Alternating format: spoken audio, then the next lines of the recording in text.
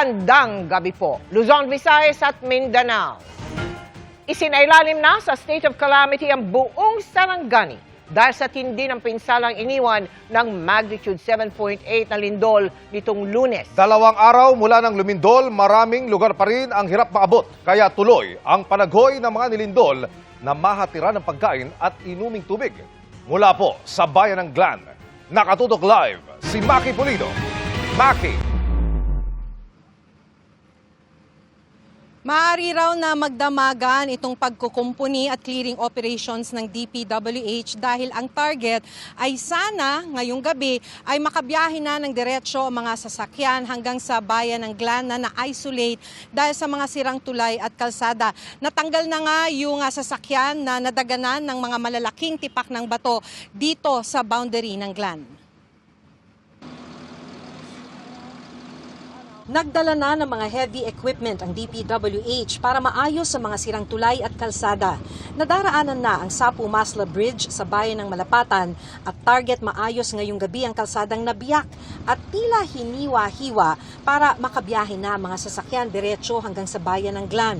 Dahil ginagawa na raw ng DPWH yung portion ng highway na nagkabiyak-biyak ay pinagbabawalan dumaan kahit na mga tao, hindi lamang mga sasakyan. So para makarating tayo, lampas nun, para malampasan natin, kailangan sumakay tayo ng bangka. Habang inaayos ang kalsada, naghihintay pa rin ng tulong ang mga biktima ng lindol sa bayan ng Glan. Ito na lang ang natira sa bahay ni Julito dahil wala nang matuluyan, sa gilid ng kalsada siya gumawa ng pansamantalang matutulugan. Walang mapagkakitaan mula ng lumindol kaya't wala nang pambili ng makakain o maiinom. Hintay pa rin ang tulong. Wala mang matulong pa na tanggap namin. Pagkain at saka tubig. Walang mainom.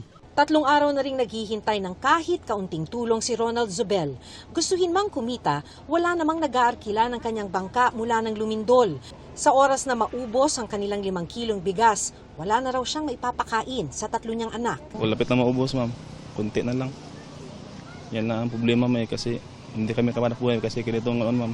May lindol, wala namang trabaho. Importante lang, ma'am, bigas lang, ma'am, saka tubig. Yan lang, ma'am. Sumtulugan ng anak namin. Ma'am. Sabi ng lokal na pamahalaan ng Glan, pahirapan talaga ang pagdating ng relief goods, kaya't hinihintay nilang maayos ang kalsada para mapabilis ang pagdating ng tulong. Sa mga naghihintay ng tulong, no, naiintindihan namin sa humingi lang kami ng pasyensya, kami gusto talaga namin makarating agad.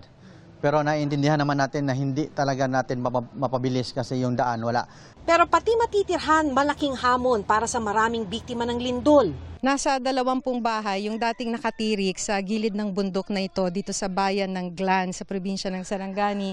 Pero dahil dun sa lindol, sira na lahat ng mga bahay. Itong bahay nga na ito nahulog na dun sa gitna kung saan nabiyak yung lupa. Dito dati nakatira ang pamilya ni Maricel Poncardas. Hindi po namin alam kung ano yung mangyayari kasi wala naman kami mapupuntahan. Dito lang kami naninirahan sa wala rin kaming sariling lupa kasi. Bahala na po ang Panginoon. 3 araw mula ng lumindol, nag-aalala na rin ang mga doktor sa Rural Health Unit dahil naubusan na sila ng anti-tetanus shot. Baka raw kasi may mga naantala lang ang pagpunta sa pagamutan pero nasugatan noong lumindol. Sa mga cases na nakita namin, ma'am, like may mga patients talaga kami na makapunta dito na for example may mga deep wounds. Yun kasi kailangan talaga yung mabigyan ng anti-tetanus para hindi mag-fester yung infection. Yung delikado kasi sa tetanus is kapag bababa yan sa lungs, magkakaroon ng respiratory arrest yung patient. Hindi siya makakahinga. Sa Glan Provincial Hospital, nagtitiis pa rin sa init ang mga pasyenteng nasa parking lot pa rin dahil hindi pa cleared ang hospital building. Pero mas inaalala ng mga doktor ang mga nagtamo ng matitinding sugat noong lumindol. Our OR is non-operational. Our laboratory is non-operational. And we don't have the consultants because our consultants comes from Jansan area, anesthesiologists. They could not come here because the road is not passable.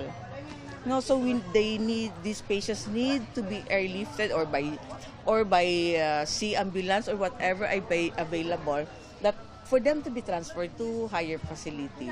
Isa si Cambria sa 3 araw nang naghihintay na mailipat ng ibang ospital. May malalim na sugat siya sa ulo at dislocated din ang kanyang kanang paa matapos madaganan ng pader nang tumama ang lindol. Mahirap talaga, ma'am. Pero tiniis ko na lang ang hirap para madala ako sa ospital.